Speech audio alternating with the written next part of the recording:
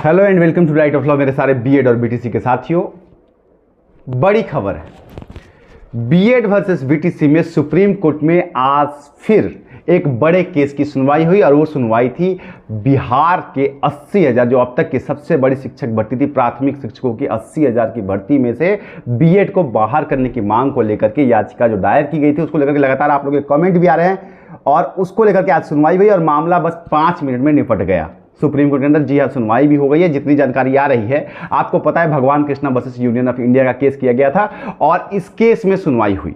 साथ ही एक दूसरी खबर मध्य प्रदेश के हाई कोर्ट से भी है, जहां पर बीएड वालों को अभी के लिए राहत मिली है। राहत इस सेंस में मिली है कि जब डीएलएड के साथ ही जो है सीधा सुप्रीम कोर्ट में ये के जजमेंट को कोट कर दिया कि इस ग्राउंड पर सुप्रीम कोर्ट ने बीएड को बाहर कर दिया है, इसलिए अगर सुप्रीम कोर्ट ने बीएड को बाहर कर दिया है इसलिए तुरंत के तुरंत मध्य प्रदेश सरकार को भी बीएड को बाहर कर देना चाहिए वर्ग 3 से और उनकी जगह पे डीएलएड के साथियों को रख लेना चाहिए। इसको सुप्रीम कोर्ट के फैसले को पढ़ने के बाद भी, जानने के बाद भी तुरंत के तुरंत एक्सेप्ट नहीं किया गया। तो वहां थोड़ी सी राहत है, लेकिन बिहार में मामला गड़बड़ है। और देखिए कितनी बड़ी विडंबना है, बड़ी मतलब सारे जजमेंट पे आ रहा हूं, लेकिन देखिए मध्य प्रदेश में नौकरी पा चुके हैं बच्चे, एनसीटी की गाइडलाइन की वजह से उन्होंने बीएड किया और फिर उन्होंने जो है नौकरी पा ली और उनको बाहर करने के लिए उन्हीं के अपने भाई डीएलएड के साथ ही केस लड़ रहे हैं और कह रहे हैं इन्हें बाहर कर दीजिए।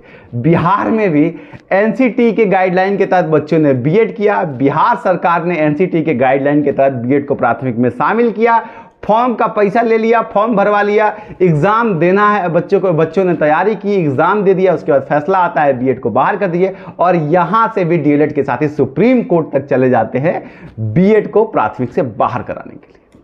कितनी अच्छी एकता है और अपने अपने हकों की लड़ाई कितने बेहतर तरीके से कर रहे हैं सब लोग। और अगर इसमें हम बोले तो लोगों को लगेगा कि हम एक पक्ष की बात कर रहे हैं। हमारा पक्ष बस यही है साथी कि गलती बीएड करने वाले की नहीं है, गलती एनसीटी की है। उसने ऐसी गाइडलाइन बनाई जिसकी वजह से बच्चों ने बीएड किया, जिसके पास मौका था उसने बीएड कर लिया, जिसके पास पैसा था, जिसके पास अपॉर्चुनिटी थी उसने बीएड कर लिया ताकि वो हर जगह एलिजिबल हो जाए। अगर एक ही डिग्री हर जगह एलिजिबल हो जाए तो वो बीटीसी क्यों करेगा?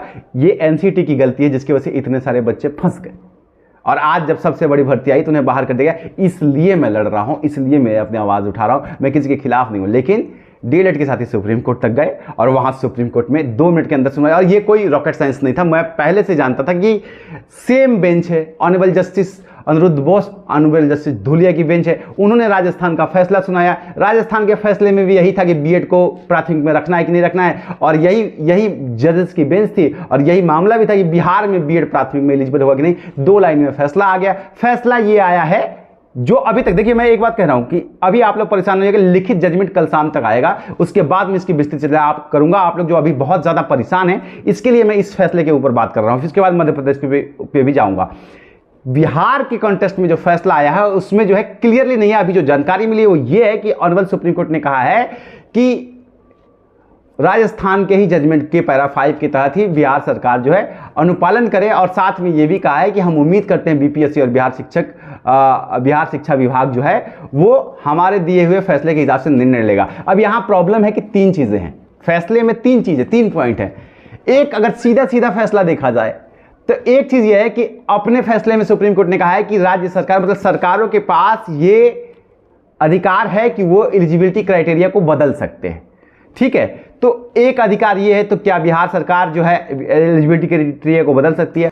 बीएड वर्सेस बीटीसी के फैसले के बाद से बीएड काफ़ी डरे हुए, तो एक बिल्कुल सेफ आपके लिए कैरियर है और वो है बिहार में एसटीईटी का, जिसका आवेदन शुरू हो चुका है और उसमें आप सीधा 9 से लेकर 9, 10, 11, 12 के टीचर बनेंगे और ये बीएड का हक कोई नहीं छीन सकता। और इस तैयारी के लिए आपको किरण पब्लिकेशन एक बेस्ट बुक्स की पूरी सीरीज लेकर के आया है। चाहे आप सामाजिक विज्ञान का प्रैक्टिस सेट देना हो आपको या फिर आपको विशेष विद्यालय अध्यापक की पूरी एक गाइड आपको जो है एसटीईटी की मिल रही है और साथ ही आप जो है शारीरिक शिक्षा का भी प्रैक्टिस बुक ले सकते हैं और इन सब के जरिए जो है आप एसटीईटी की परीक्षा की बहुत ही बढ़िया तरीके से तैयारी कर सकते हैं। क्योंकि आपको पता है कि बिहार शिक्षक में किरण पब्लिकेशन ने बिल्कुल धुआंधार 70 क्वेश्चन दिए थे अपने यहाँ से। तो आप सबको ऑल द बेस्ट, लिंक्स मैं डिस्क्रिप्शन में दे दूंगा। दूसरा, उसी जजमेंट में यह भी कहा गया कि एनसीटी वो संस्था है जो टीचरों का नियामक तय करेगी, ये उसका अधिकार है, अगर वो चाहे तो कर सकती है। तो अब क्या एनसीटी जो है इसके ऊपर एक्शन लेके और अभी तक के लिए जो चीजें हैं उसके लिए नई गाइडलाइन लेकर के आएगी। और तीसरा जो है वो बिल्कुल सीधा डायरेक्ट है कि राजस्थान के फैसले में कह दिया था ऑनरेबल सुप्रीम कोर्ट ने कि बीएड को बाहर कर दीजिए प्राथमिक से, और इसी तरीके से कोट कर लिया जाए सुप्रीम कोर्ट के फैसले को राजस्थान की जगह पे बिहार में, और बीएड को सीधा सीधा बाहर कर दे। तो ये 3 कॉन्टेस्ट, इसलिए अभी जो है तीनों में से कुछ भी हो सकता है। अब सुप्रीम कोर्ट का फैसला जब तक लिखित पूरा आ ना जाए, मैं विस्तृत ना पढ़ लूं, तब तक मैं आपको एग्जैक्ट नहीं दे पाऊंगा। लेकिन अभी मामला बहुत प्रॉब्लमेटिक है जितना समझ में आ रहा है। और मुझे एक चीज समझ में आ रही है बहुत तगड़े तरीके से कि भैया अध्यादेश के अलावा या फिर एनसीटी की गाइडलाइन में कुछ नया परिवर्तन करके नई गाइडलाइन के अलावा शायद बहुत कम रास्ते पड़ रहे हैं, क्योंकि जिस तरीके के जजमेंट लगातार आ रहे हैं सुप्रीम कोर्ट के सेम जज से, जजेस की बेंच से, रिव्यू पिटीशन में भी मुझे बहुत ज्यादा उम्मीद प्रतीत नहीं हो रही है, क्योंकि वैसे भी उसका रेशियो बहुत कम रहता है। और आज इस हालत में जब डायरेक्ट, हालांकि एक पॉइंट क्यों नहीं देखा जा रहा है इसमें कि एनसीटी की गाइडलाइन के तहत जो बच्चे कर गए हैं उनका भविष्य सुरक्षित क्यों नहीं किया जा रहा है, ये एक बड़ा सवाल है। और इसके साथ ही मैं एक और बात, थोड़ा सा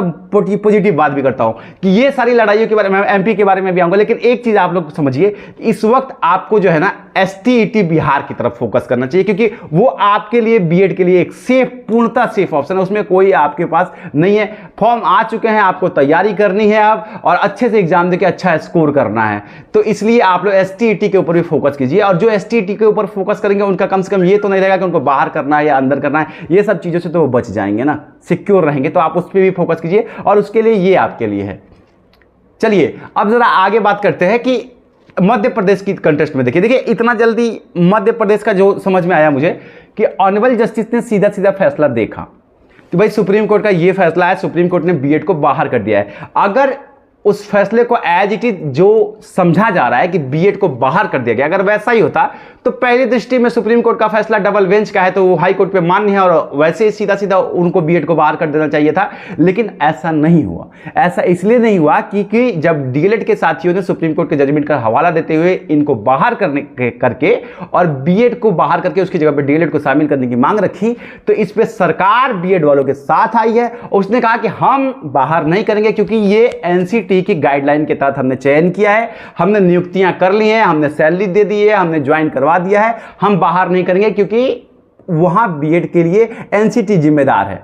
और इसी बात को लेकर के उन्होंने पक्ष रख लिया है, और इसी वजह से ऑनरेबल हाई कोर्ट ने, मध्य प्रदेश ने जो है फैसला नहीं दिया बीएड के खिलाफ, और उन्होंने कहा है कि ठीक है, इसकी विस्तृत कुछ एफिडेविट्स के साथ, नई जानकारियों के साथ आप लोग आइए, 5 दिन के अंदर सारे डॉक्यूमेंट सबमिट कीजिए, और एक बार फिर से सितंबर में हम सुनवाई करेंगे, इस मामले की पूरी सुनवाई करेंगे और फिर फैसला लेंगे। तो इससे प्रथम दृष्टिया आप ये समझ सकते हैं कि फिलहाल मध्य प्रदेश सरकार जिस तरीके से बीएड के पक्ष में आई है, वहां बीएड थोड़ा सा सुरक्षित नजर आ रहा है।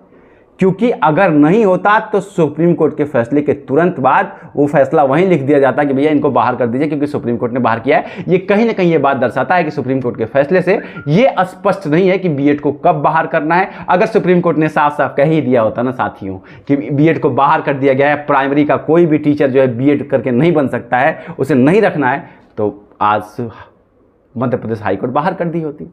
इतना जिरह करने के बाद से अगली डेट क्यों देती? तो ये दोनों चीज़ें हैं, दोनों एस्पेक्ट हैं, आपको समझना पड़ेगा। लेकिन मैं एक चीज़ बड़े दावे के साथ कह रहा हूँ, सबको एक साथ आना पड़ेगा। दिल्ली में हम लोग लगातार तैयारी कर रहे हैं। अभी आपको पता है G20 की वजह से प्रदर्शन की इजाज़त नहीं मिल रही है, उसके बाद प्रदर्शन होंगे और उसमें आप सबको शामिल भी होना पड़ेगा। और देखिए, अध्यादेश के अलावा मुझे फिलहाल कोई रास्ता नहीं नज़र आ रहा है। बिहार सरकार के ऊपर भी दबाव बनाना पड़ेगा और एक बार पूरे ताकत के साथ बनाना पड़ेगा, ताकि आप लोग सुरक्षित रहो। वरना जिस तरीके जजमेंट लगातार कोर्ट हो रहे हैं, काफ़ी मुश्किल हो सकती।